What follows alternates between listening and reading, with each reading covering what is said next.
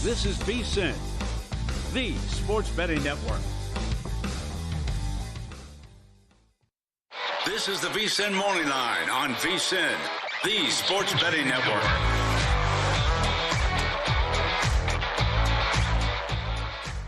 Good morning, happy Monday, and welcome into the VSiN Morning Line, where we are ready to recap another wild week of football, both at the pro and college ranks. I'm Grace Remington with Michael Lombardi and Harrison Sanford. Before we get into all the drama, let's take a look at who else is coming up on the show. At 7:45 Eastern this hour, we're talking to Carl Johnson with his Bookmaker insights from the past weekend. And then our other Monday regular, Rich Gannon, former NFL QB, joining Michael Lombardi with an NFL Week 5 recap. Coming up in this first hour of the show, we are discussing Sunday's top NFL games, reacting to a absolutely insane weekend of college football. Shout out to Vandy. Little spoiler alert there. And then, of course, wrapping the hour with Carl Johnson. But let's get into the Sunday night football game first. The Cowboys and Steelers, weather delay after weather delay. Dak had told his team in the locker room, let's make this one to remember. And that's exactly what they did, scoring the game-winning touchdown drive with 20 seconds left on the clock, capping a 15-play, 70-yard drive to beat the Steelers 20-17. That game ending around 1 a.m. Eastern. Michael, what were your takeaways from this one? Well, it was a long one. There's no question about that. I mean, look, the Cowboys, fortunate. They have 2 red zone turnovers. Dak throws 2 interceptions, 1 in the red zone, and yet they were able to find a way to win. I think the fourth quarter is the interesting part of this game where, the situation was perfect. 4 minutes to go in the game. You got J.J. Watt, you're trying to block him, and the Cowboys were able to execute and throw the football on the Steelers' defense down the field to get the winning touchdown on a 4th down play. So it was a great win for Dallas. They held up defensively better than I thought they would with Micah Parsons out, and they were able to control a little bit of the run game. I mean, the Steelers, they tried to run the ball, but they really didn't. They really didn't have a lot of success running, which is what I thought they would be doing. We thought Dak would throw the ball a lot. He did 42 times, and yet they were able to protect him, and Dak hung in there. I mean, it wasn't perfect. It wasn't pretty, but I think he made their plays, and it certainly kind of, I don't want to say saved their season, but gave their life to their season, Harrison. Yeah, I would say it was really a tough watch for me, staying up to 1 o'clock in the morning to watch 2 teams that I think are incomplete on both are incomplete teams. If you look at what you saw from the Pittsburgh Steelers last night, there's definitely a lot to be that was left out there to be desired for that offensive unit, particularly with all those injuries on the offense, on the defensive side of the ball for the Dallas Cowboys. On the other side, there was definitely some moments there where I didn't know if the Cowboys would be able to pull it out. As you pointed out, though, good drive there to finish the game and to end up getting the win. But you leave that game and you see those moments where CD and Dak don't seem to be getting along. Obviously, Dak, those are 2 interceptions. 2 incomplete teams, Grace, that made me stay up a little bit past my bedtime last night. That's for sure.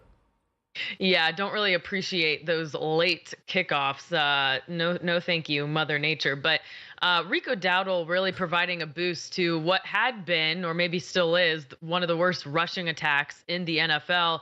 He has 20 carries for 87 yards, and I think he had a 12-yard rush, which was the Cowboys' first rush over 10 yards all season long. So, Michael, did you see any signs of improvement, any glimmers of hope in the Cowboys' run game last night?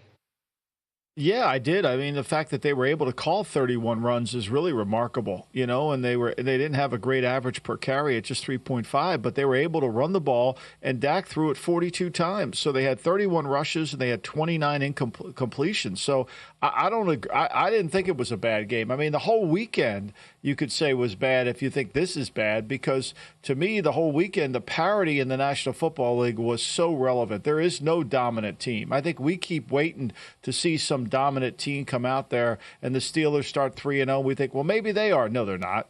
I agree, Harrison, they're not a great team, but neither is Dallas, but neither is any of these teams. San Francisco has a 10-point lead. I mean, Cincinnati has 2 or 3 10-point leads in the fourth quarter and can't hold on to win. And so Baltimore gives up over 500 yards of offense. I don't know who's good. I think we have a lot of mediocrity in the National Football League. And I think that this game was symbolic of it. I think that's what we have to get used to. It's just what we're seeing. And these lines are so tight that the game was. I mean, if you had a Cincinnati ticket, you're just killing yourself, Grace, because that was one of the worst displays of coaching I've ever seen in my life.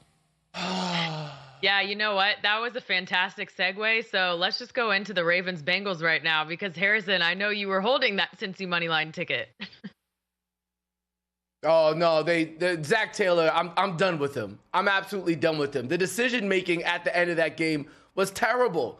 Like, for them to get Lamar Jackson to fumble the ball in overtime, you get in position where if you get 1 first down, if you get 2 first downs, it's an easier field goal. But at this moment in time, he chose to trust his place kicker more than he chose to trust Joe Burrow, his quarterback, his Pro Bowl quarterback. Now, granted, the placeholder was he wasn't able to place the ball correctly for Evan McPherson, so it is on the place kicker. But I think how nervous or how they lacked aggression in that overtime possession, that's what really, the football god said, no, we can't reward y'all for this. They made no attempt to throw the ball. They made attempts all throughout the game to throw the ball. Even when they had a double-digit lead in the fourth quarter, they were still throwing the ball and not electing to run. Oh, so now you get to overtime and all of a sudden you want to just run it right up the middle against the best rush defense statistically in the NFL all season? No, it's not going to work out. The football gods definitely punished them yesterday. And conversely, Michael, they punished me. Because I was sitting on a Bengals money line ticket. It was looking oh so good 2 different times throughout the late portion of that game, and it still didn't cash. Well, I mean, you have nobody to blame. I mean, me too. I mean, did Russo on Friday, and I took Cincinnati and the 2.5. And what I learned is that I took the Jets and the Bobby Saleh. I learned that that's the last time I'm taking bad coaches. I mean, you can't get any worse than Bobby Saleh. I mean, that team was just, they never adjust their run game. I mean, it's not Bobby's fault. It's Bobby's fault for keeping Nathaniel Hackett. That's one of the worst offenses in all of football. And they've made Aaron Rodgers look like he's just an average quarterback. And this Cincinnati game, I agree with you completely. I mean, I'm sitting there watching the game. They had no business being in the game. They throw the interception on us 1st and 15, when I want them to run the ball, when I want to use the clock. Of course, he throws it. And then here's the biggest mistake every team makes, and I don't really give a darn about all these 50-yard field goals that are being made. There's a difference between being in field goal range and being in make-it field goal range, right? So, that 50-yarder is not easy. And they were lucky when Justin Tucker got up to kick the tying field goal to get it into overtime. That wind was howling in that direction. It was so bad that I didn't think Tucker was going to be able to manage the wind, and he did a great job. He really hooked it back into the wind. The wind pushed it in and made a great kick. But now I'm sitting there thinking, again, Zach Taylor never watches the game. He just looks at his play sheet. He never watches the game. So when he gets the ball down there, he thinks his guy's going to make it because Justin Tucker made it. So he calls 3 stupid runs. I mean, this is the time to take advantage of it. Why would he do that? Why would he do that? To me, this is coaching malpractice at the highest level. But then stop.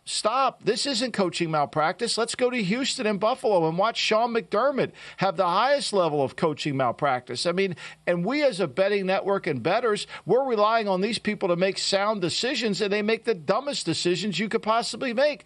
I mean, Josh Allen completed, 7 passes the whole day?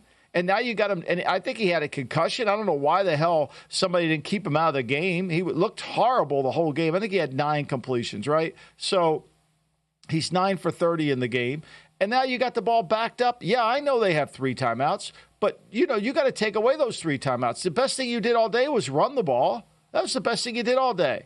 And then he throws he runs it 1 down and he throws 2 passes. They end up with 3 timeouts in the football and a great field goal kicker. I mean, you want to Sean McDermott took responsibility for it, but every time he's in a pressure situation, 13 seconds in Kansas City, he does something stupid. The coaching malpractice that's going on in this league is just bizarre. It's bizarro world, and and it's just the tip of the iceberg. Okay, so after Sean McDermott calls 3 pass plays to let the Texans back in the game, he did take accountability, as you mentioned, Michael. Let's take a listen to the Bills head coach. That's on me. The end of game situation on offense, we're in a tough situation, 3 timeouts.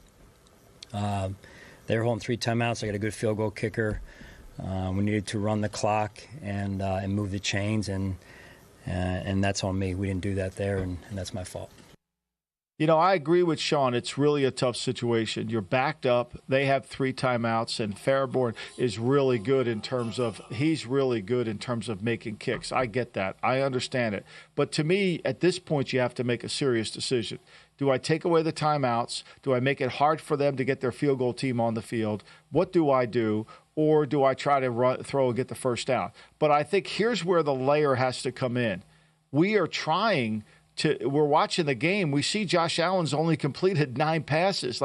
I know he's our best player, but it looks like he's got a concussion. And it looks like he's not our best player today, that James Cook might be our best player. I mean, he had 131 yards passing. 49 came on the touchdown throw to Keon Coleman, who was tiptoeing down the sidelines. So for me, I don't see why that decision was put the ball in Josh's hands. I don't think Josh was healthy. I don't know how he passed it. I don't know how he did that, Grace.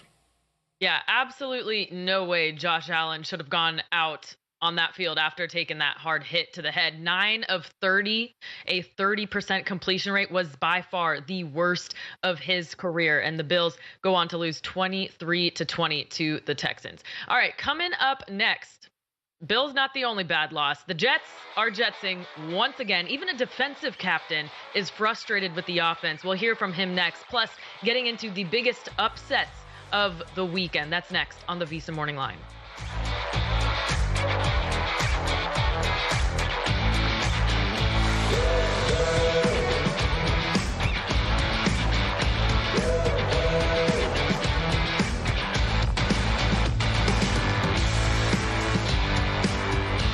Time. There's nothing more valuable. It's what drives everyone to make the most of every moment. We celebrate living large in the now. In a city where time disappears, we create experiences that electrify the soul and memories that will last forever. We go big, we go all night, and here, everyone is invited. So get loose and get loud. This is Circa. You'll have the time of your life.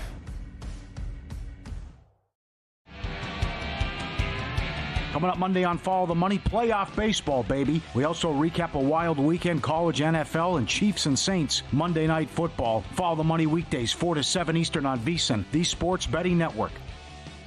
Want to see who at VSiN is on a hot streak? Go to VSiN.com/picks to see all the selections and weekly leaderboard of VSiN hosts, writers, and guests. Become a VSiN Pro subscriber and get every pick sent to your inbox daily. Just head to VSiN.com/pro. So, Paulie, have you had a chance to read the VSiN Daily yet? Yeah, came in at 3 a.m. What's Bill doing up that late? Well, rumor has it starts off with a 12-hour meditation session. Then he just pours himself over film and live TV, really focusing and taking it all in. Bill's in with the biggest insiders, talking trade secrets, strategies, the whole nine, absorbing the info. And then and only then can the writing process begin.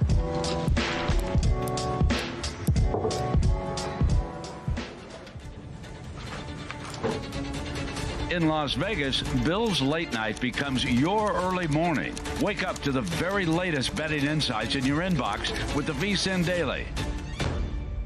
Sign up for free at vsin.com/newsletter.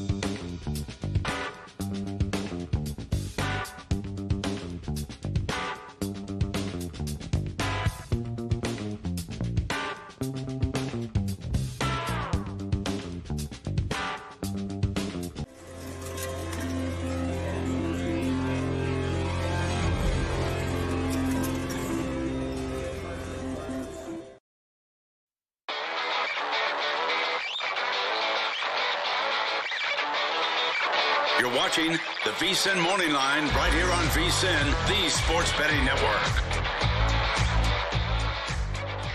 Welcome back into the VSiN Morning Line, where we continue our NFL Week 5 recaps. The Jets looking as jet-lagged as ever as they go over into London. They fall to the Vikings 23-17, almost had a rally there at the end. Vikings didn't even play their best game of the season, but they stay undefeated. And after a day when the Jets went 5 for 17 on third down, they had 254 total yards, including just 36 yards rushing. Now you have defensive players calling out the team for accountability. Let's take a listen to team captain Quincy Williams after the loss. You guys were down 17-0 at one point. You guys battled back to the end. What does it say about this team? I'm gonna be honest, man. People get tired of hearing the same. Taking accountability from the top to the bottom. That's the main thing, bro. That's all I got to say for real. Well, it's an absence of leadership. We've been saying it all year. But I think the bigger underlying thing, and I don't know why no one's talked about it, is this offseason the Jets admitted that they were looking for someone to come in and help Nathaniel Hackett on offense. They knew they couldn't fire Nathaniel Hackett because that, Aaron Rodgers wants him as his coach. But this offense is pedestrian. I mean, it's as bad as the Denver offense. It just has a great quarterback playing who's not playing great. I mean, the fact they can't run the football, they can't adjust the run game out. They're throwing 54 passes in a game. He's got 3 picks. He's forcing the ball into coverage like I've never seen him do before. And their best player, Breece Hall, can't get going because they can't adjust a run game whatsoever. I mean, this falls on Bobby Saleh, and this falls on Nathaniel Hackett completely. And there's never been any leadership. I don't see why anybody thinks the Jets are just going to do it. I thought they would play better. They had every opportunity to win that game. They're driving the ball at the end of the game. They have a chance to put the game away, but yet – they can't do it. I mean, Sam Darnold was the Sam Darnold of old yesterday. He wasn't very good at all. And yet they still couldn't beat Minnesota when Minnesota wasn't playing well. And it had nothing to do with the field. The field was in great shape. The field was perfect. It had everything to do with the adjustments and the intellectual capacity of the Jets coaching staff, which is non-existent. And then you add in, Harrison, they have no leadership from the top. Bobby just stands there and watches the game and does nothing. You have to wonder why anybody would ever think they're ever going to win. It was so bad for the Jets for many portions of that game that it was almost comical. I found myself laughing listening to that Quinnen Williams soundbite there because it's just it has to be so frustrating. There probably wasn't enough beeps of really what he was thinking in his mind as they lost yet another game and got off to yet another slow start. It has to be infuriating if you're a Jets fan, if you're a Jet backer, to see them just be so inept, particularly in the running game. When you have Breece Hall accounting for 23 total yards, and then even Braylon Allen only accounting for 13, it's like, where is the complementary offense that you thought you would have? The prevailing thought going into this NFL season was all the Jets needed was a quarterback. They got a quarterback. And all of a sudden, there's no rushing game. And continually, there seems to be lapses on the defensive side of the ball as well. We'll talk about more on their offense in just a moment. But, man, it's you plug one hole, here springs another. That's the story with the New York Jets yet again, Grace. Yeah, and we're seeing more jawing between Rodgers and this coaching staff. I'm sure you guys saw that viral clip of him telling Hackett to hurry up and get the play call in. But the Jets fall to 2-3. They can still win in not so competitive or competitive, depending how you look at it, division. But here's Rodgers after the game. Just got to be, honest with your performance every single week and hold yourself to a standard. Obviously, that was below my standard. I just found out I've never thrown 2 picks in the first quarter before. So that's a first. One of us cost, obviously, 7. And the other, could have cost 3. So in a game where you lose by 6, plays like that are exponentially highlighted. So 3 turnovers for me is definitely out of character, and I'm disappointed. Well, I think what this proves is, Aaron Rodgers can't be the head coach, offensive coordinator, and run the Jets. I mean, he needs help. Every player needs help. Every player needs somebody to make them improve their game. And clearly this Jet offense, I mean, look, you don't have to take it from me. Just listen to what their players say. Garrett Wilson said the same thing. He's like, we have no creativity. They run day one install of the West Coast offense. This is what Nathaniel Hackett's done his whole career. It's been his whole career. And when he went to Denver, people were surprised that their offense was so bad. No, it's why he got fired in Jacksonville. This is just day one, and the relationship is just because of Rodgers. That's what it is. And so nobody to blame but the Jets. They tried to hire somebody to come in and help Nathaniel Hackett to give some spice to this offense. And yet they couldn't find someone to take the job because nobody wanted to be caught in the middle. Nobody wanted to be between Nathaniel Hackett and Rodgers and themselves. So this is what they're going to get, Harrison. They deserve what they get. Yeah, that is definitely true. Now, yes, I think while, in New York, where I'm at right now, Bobby Saleh will get a lot of the blame for the Jets record at this moment at 2-3. But I do think we could really just isolate this offense because defensively, especially after the Kevin O'Connell fast start, which is just a typical thing with the Vikings so far this year, they really quelled that offensive attack for the Minnesota Vikings and really frustrated Justin Jefferson and company. But offensively, there is no creativity. It is so basic. If you look at some of the stats from yesterday, Garrett Wilson had 22 targets. He finished with 13 receptions. For me, that shows a lack of creativity, but it also highlights some idiocy as well. Michael, what about that 4th and 1 where they were lined up in the pistol late in the game, and the Minnesota Vikings defense was all on Breece Hall before the ball was even handed off to him. So there's a lack of creativity. There isn't wise decision making from this offensive coaching staff. It's just all bad. And again, while we focus on Robert Saleh, man, it really is Nathaniel Hackett. And as I even think about the New York Jets, but he's the head coach, forward, though. Michael. He's the head coach. He either coaching it or allowing it to happen. He's the head coach. And so, I get it, Nathaniel. I get it. You're right. But he's the head coach. He's got to do something about it. He just sits there and says, well, we're going to try harder. And then every player says there's no accountability in the program. Every player says there's no accountability in the program. Right? And so, okay, there's no accountability. What are we going to do about it? Yeah, I can understand that. The responsibility has to go to the man wearing the crown, for sure. But even as I remember watching that game yesterday, guys, and I'm saying to myself, hold on. Davante Adams wants to try and win a Super Bowl, right? He wants to get out of Las Vegas. Can't blame him. But is this the team that you want to go to? This team that lacks creativity offensively, that has no spark on that side of the ball. This team that can't play complimentary football all of a sudden because they can't rush the ball. If I'm Davante Adams, which I think he's listed as the favorite to go to the New York Jets, it was a minus 125 when DraftKings put out those odds. Why in the world would I want to go to the New York Jets? It would make no sense to me because they seem so inept offensively. Okay. More offensive statistics we need to point out here. Aaron Rodgers threw the ball 54 times. Mind you, Braylon Allen and Breece Hall are on this roster. Have we forgotten?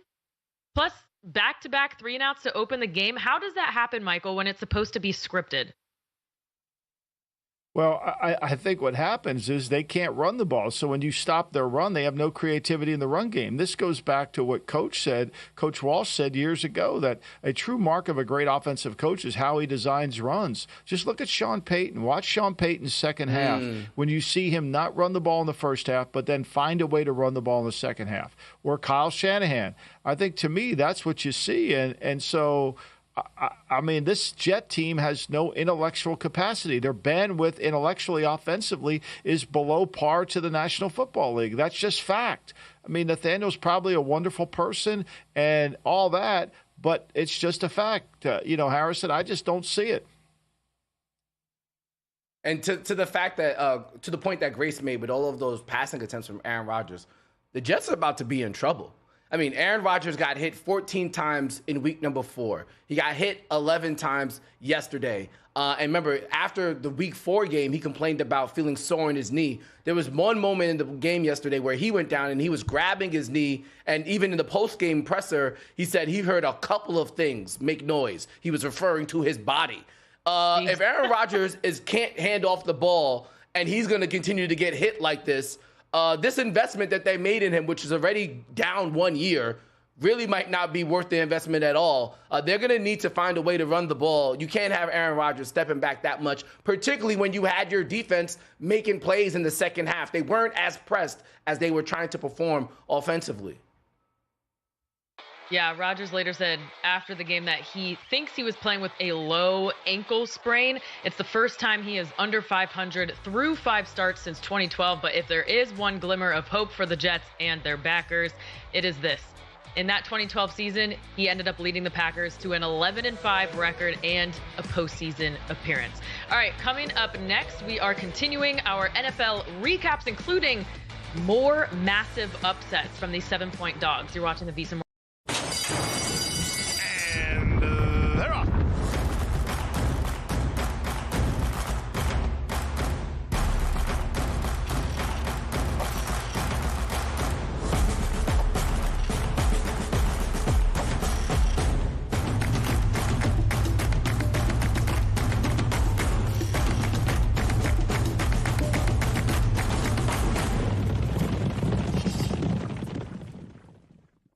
VSiN's got you covered for the start of the season with our football special. For $175, you'll get access to everything VSiN has to offer. With VSiN Pro, you'll receive daily picks straight to your inbox, detailed analysis on every game, and exclusive data like our betting splits to help you become a sharper bettor. Get all of this for just $175 through the Super Bowl. Or try a monthly subscription and get your first 30 days for only $9.99.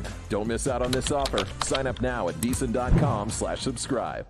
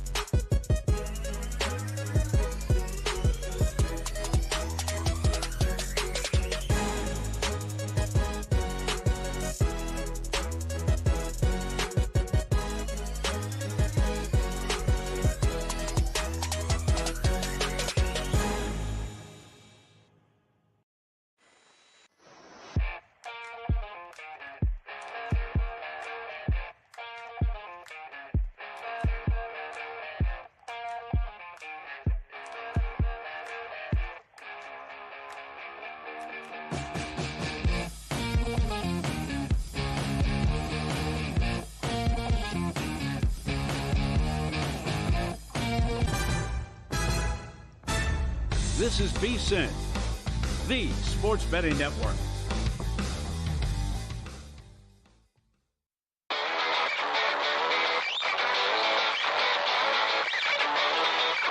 You're watching the VSiN Morning Line right here on VSiN, the sports betting network.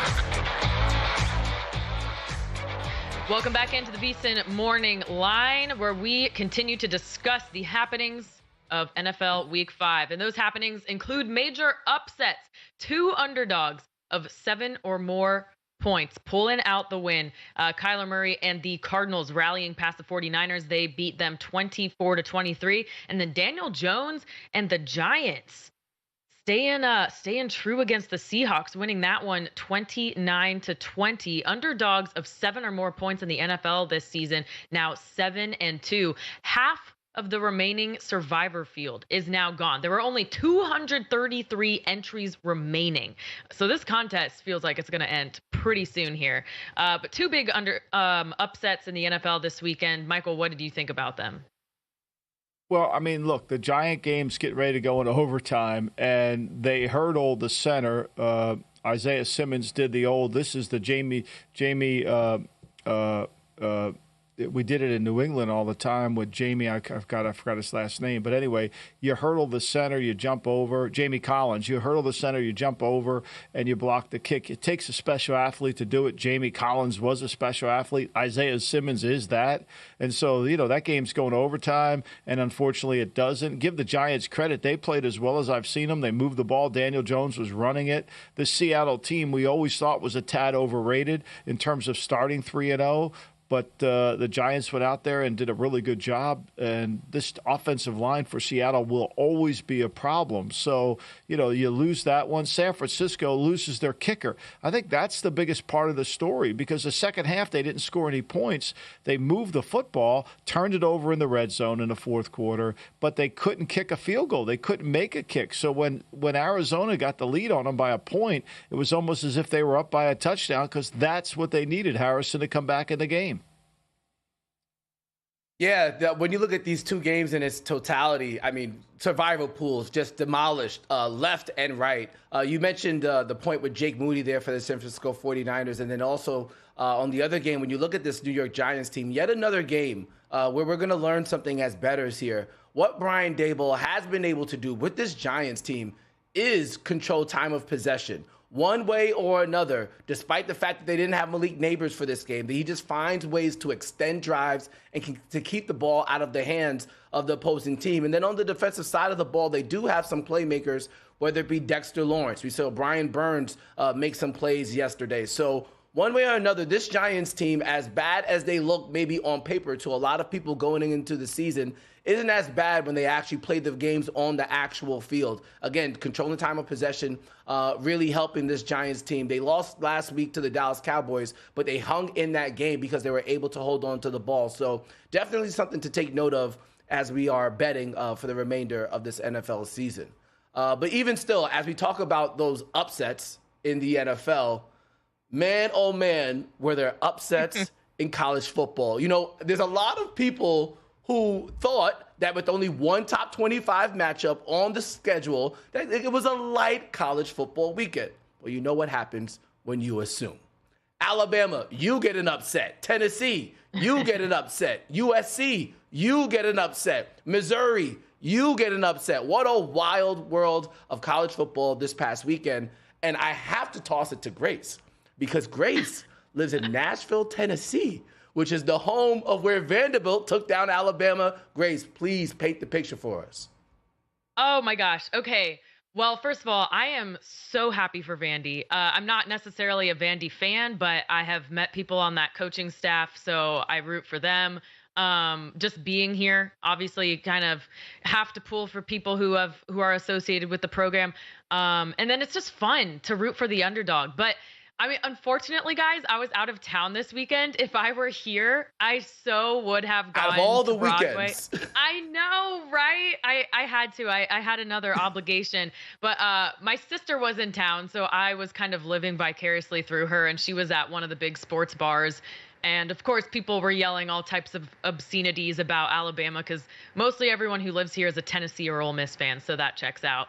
But, wow. what a win. And the thing is, they led that wire to wire, and Vandy looked like they belonged. Like their athleticism, their physicality was on par with Alabama. And a few years ago, well, actually, it was 2023. I went to a Glazer coaching clinic. I was probably the only non-high school football coach there.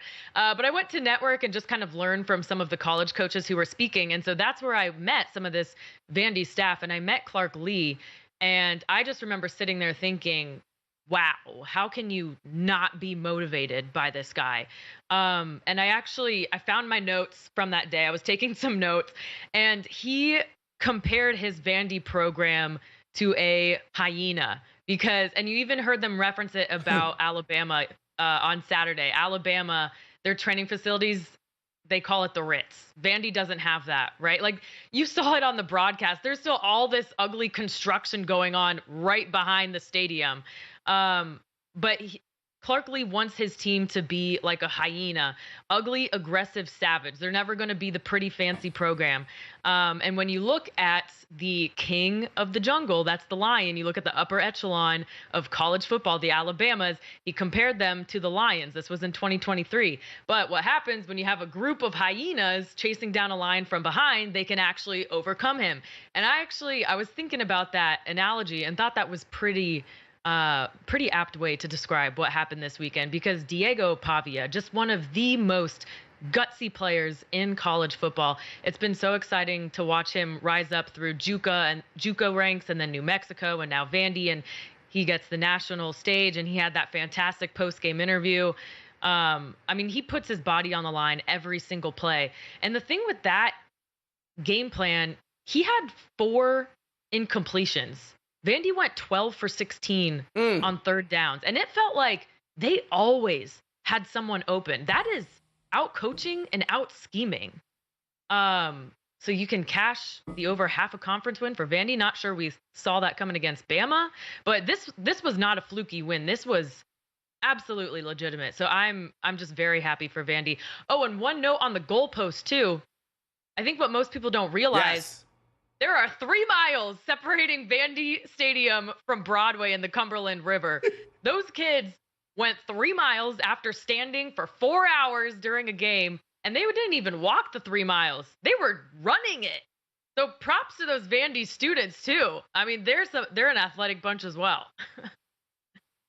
Yeah, no, shout out to the Vanderbilt program for that win, and definitely created some viral moments on social media. On Alabama, their last 6 quarters of defense, absolutely horrendous. From what we saw in that Georgia game, where they won the game, but what the furious way in which Georgia came back, and then the entirety of the Vanderbilt game, Kalen DeBoer is going to have to tighten up that defense. That is for sure.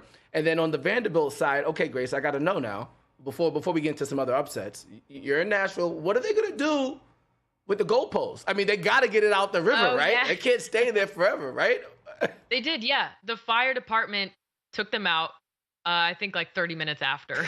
And I'm pretty sure they're going to cut it up, auction off pieces to raise money for the NIL funds.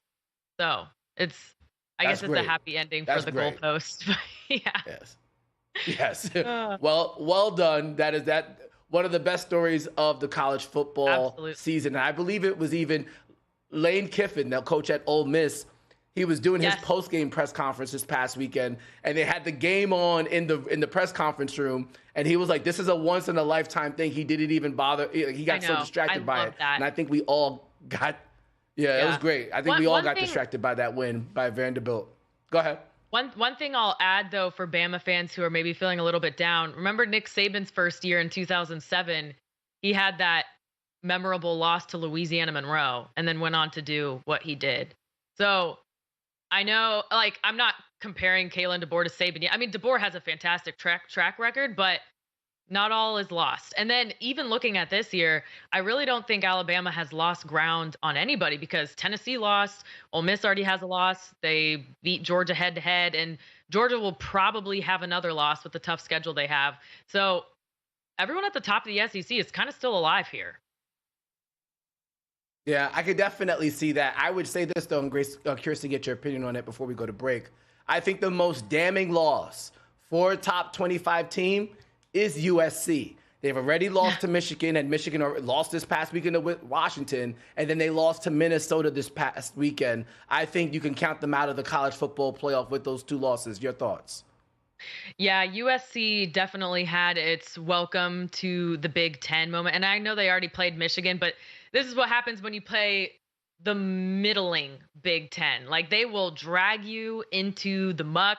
USC, I think, still has line of scrimmage issues. So, yeah, safe to say both Michigan and USC are out of the playoffs at this point.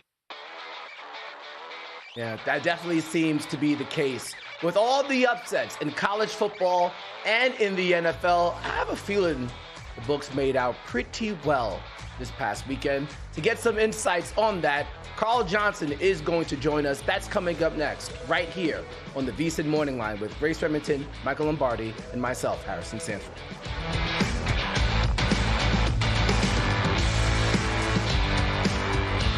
In the heart of downtown Las Vegas, a sports oasis awaits. Stadium Swim, the ultimate outdoor amphitheater, built for the ultimate sports fan, with a colossal screen that brings the game closer than ever.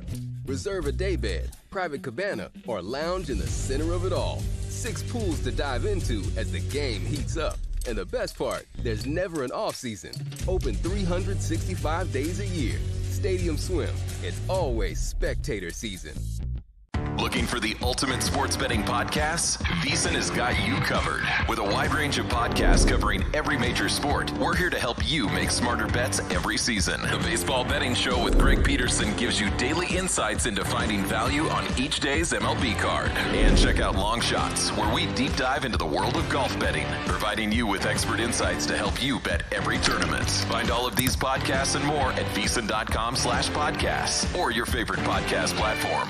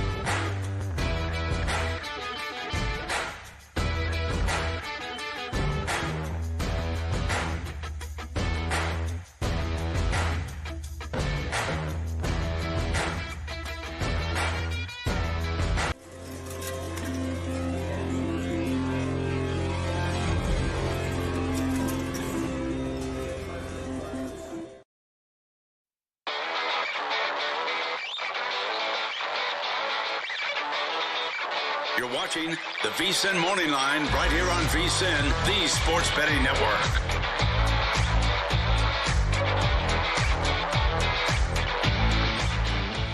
Welcome back into the VSiN Morning Line, where we continue to react to a wild weekend of upsets in college football and the NFL. Now to help us break it down and give some bookmaker insights, Carl Johnson joins the show on the Progressive guest line.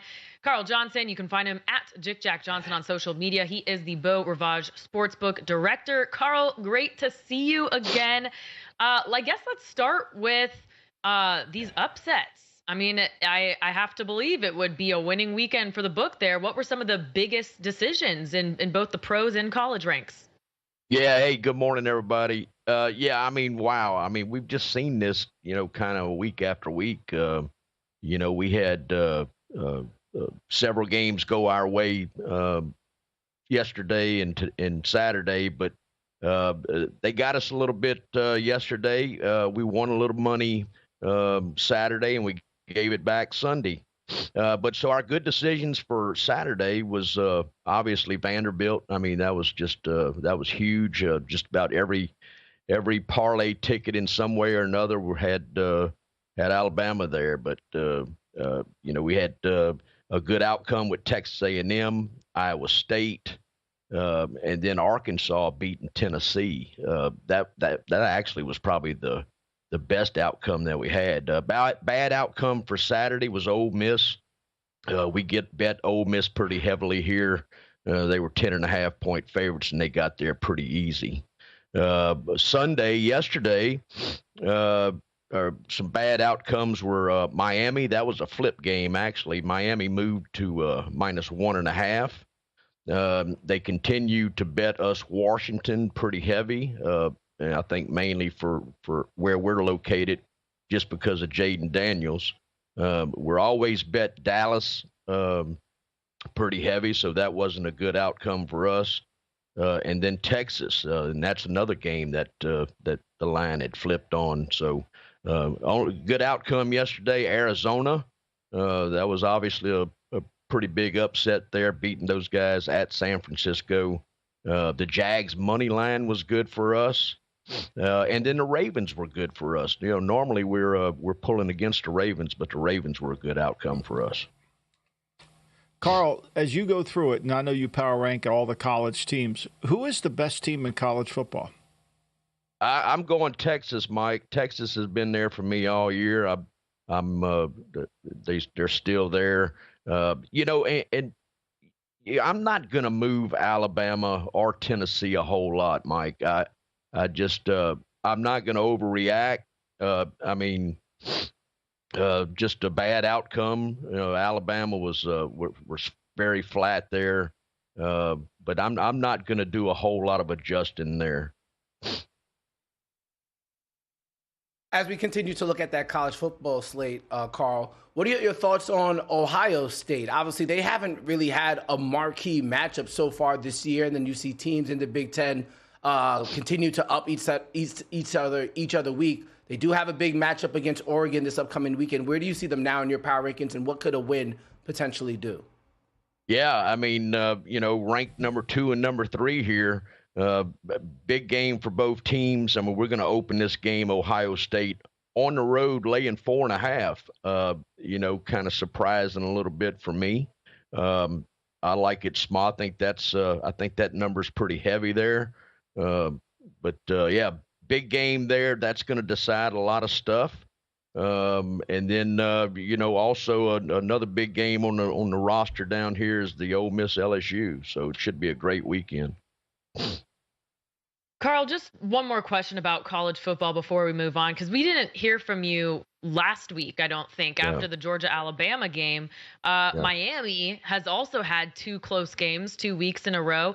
How big is your gap in the power ratings from the top 1 to, I don't even know how many, do you have top 4 teams even in the top tier? And how big is that from, then you have like the middle of the top 25, I guess?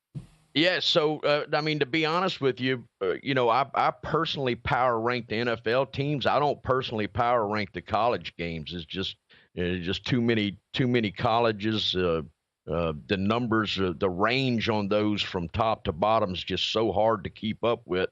But yeah, I mean, the thing about the rankings is that whatever you're ranking, whether you're ranking the top 10, the top 20, you got to watch your range. You got to determine what the spread, what the spread would be from the best team that you have, that you think in your ranking, and the worst team. And you got to put the rest of those teams inside of that range, and you got to keep up. You got to move it every week. Someday, I'll give you a perfect example. This Tampa Bay Atlanta football game we had the other night. I probably, that game was right there. It was right there on the number. I mean, the Falcons make a big play in overtime, they win the game. But that game was right there where I had it. I had the Falcons about a 0.5 point favorite. That game, the Bucs are on the road. It's a divisional game. I'm just not going to move either team there. I mean, it fell just like I kind of suspected. Generally, in these games, both these big college football teams and these NFL teams, it's generally whoever makes the last play is going to cover the number and is going to win the game. Yeah, no question. How about tonight, Carl? We got the Saints 5.5 point dogs going to Kansas City. Kansas City's undefeated. I'm not sure they're the best team in the league. I don't know who the best team in the NFL is. Yeah. But what's your handle on this game, and what's your thoughts on it? Yeah, I got actually I have Kansas City like ranked number 3 in my power rating, so I agree with you there. So we're getting good two-way action right now. This number, and I think we've talked about this in previous weeks, this number's at 5.5. The total went from 42.5 to 43. So, they're betting the over pretty good here, which is suspected on a marquee Monday night game. But, I personally think it's this number. I think this number was a little bit different. I think if it was a little bit higher, we would just be getting pounded with Saints money right now. But it being at 5.5, that's kind of a strange number. It's a hard number for bettors to bet. They don't know which way to go. But I think in the end, if we stay to form, I think we're probably going to need Kansas City to win here. Carl, as we look at the NFL slate in general from this past weekend, any big moves in terms of division odds? We did see some upset losses or some losses in the AFC East where the Miami Dolphins were the only team to win in that division. Any other movement have you seen in the future market? Yeah, no. I mean, the hit that San Francisco took yesterday, was pretty significant. I mean, that was a big win for Arizona. And it could mess up it could mess San Francisco up a little bit, but no significant changes right now. Actually we could use the Saints to win tonight, because we have a big liability on Tampa Bay, in that division there. So they get beat by the Atlanta Falcons. That helped us. So we could use the Saints tonight in that regard. It's just funny how, these games, for us, we're needing them on the futures market, but we for the game itself, we might need a different side. So in the end, we just hope that it balances out and we come out ahead a little bit. What about any futures movement in the NFC East? Because it feels like the Commanders are actually live now to win this division. They are. I mean, look, they weren't a surprise to me. I got laughed at quite a bit from some friends of mine where I had them in my power rankings early on. So this kid, what Daniels has done is pretty amazing. I mean, he himself has moved from 30-1 on the MVP market to 18-1. So, but what that team is doing, there's a reckoning coming. I mean, they get a couple of players and tune up that defense. He's got a lot of weapons offensively. So I think that team is probably one of the bigger up and comings. And you got to give some credit to the Vikings. I had those guys, like in the bottom 8 on my power rankings. And, look what they're doing too. So yeah, pretty interesting what's going on. All really exciting things. All right, Carl Johnson, Sportsbook Director of the Beau Rivage, joining us here on the Progressive Guest Line. Carl, thanks so much for making the time for us this morning. All right, you guys have a good one.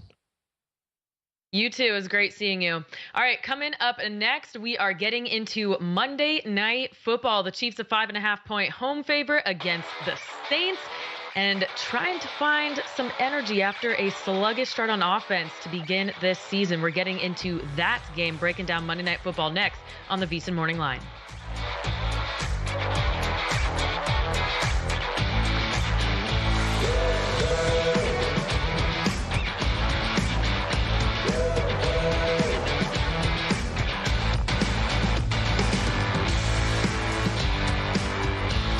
A new football season means a new lineup on VSiN. Start your day with sharp betting and